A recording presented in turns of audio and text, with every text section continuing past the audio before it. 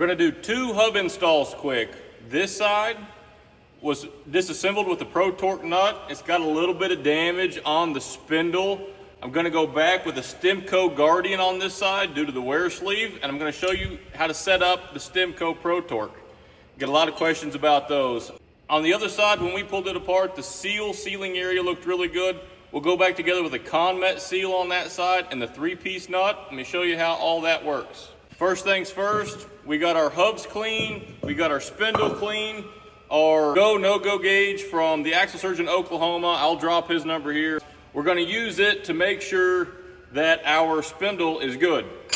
Oops.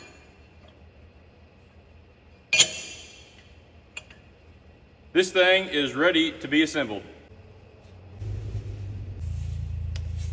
These Guardian seals, we've been over this before. The instructions are on the back of the box. You lay down a thin layer of sealant on the spindle and you install it with their tool.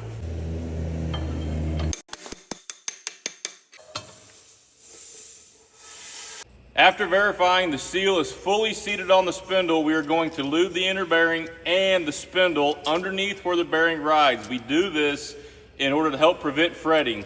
You do not pack oil bath bearings with grease. Stemco wants you to lubricate the OD of the seal with the same lubricant in the hub, which we've done. Let's lubricate our outer bearing and install this hub. Put the outer bearing in the hub and assemble this as an assembly. This will minimize your chances of damaging the seal.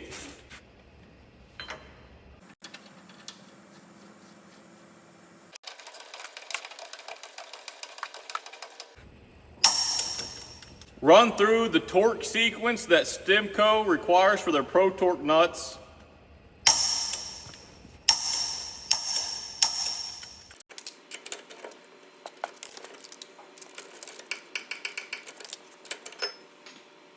And then you will back their nut off one raised face mark, meaning there's little dots on the face of this nut. Back it off one.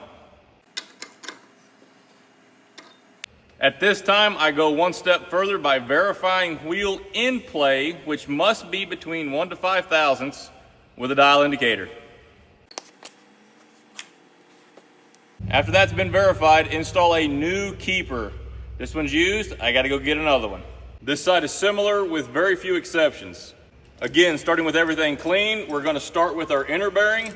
We're going to lubricate it and install it into our hub. Take our seal and install it right behind it. Lubricate the ID of our seal underneath the bearings on the spindle. And finally, our outer bearing. Install the bearings into the hub and then the hub on the spindle.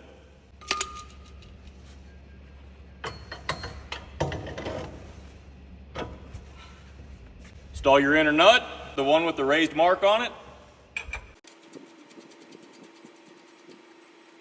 And seat your bearings.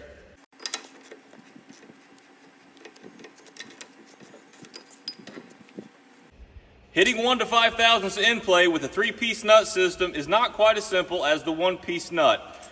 But a little trick, if you will set up your dial indicator and get that inner nut loose enough that you have roughly 10 thousandths in play, whenever you install the rest of your nut mechanism and torque this outer nut to spec. I can't tell you how many of these I take off by hand when they are installed incorrectly. If you torque all this to spec, it is jamming that inner nut, it is taking the slack out of the threads, and it usually puts you on the tight side of your 1 to 5 thousandths in play.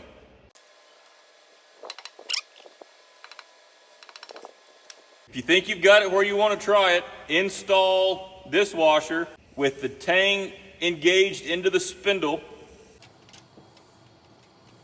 followed by your locking tab washer, finally your outer nut. Torque this outer nut to spec.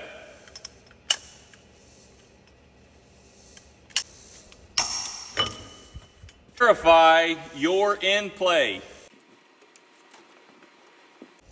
That's about 4 thousandths. While it's inside of my window, it's a little too loose for my liking. I'm gonna go ahead and advance that inner nut 1 full tang.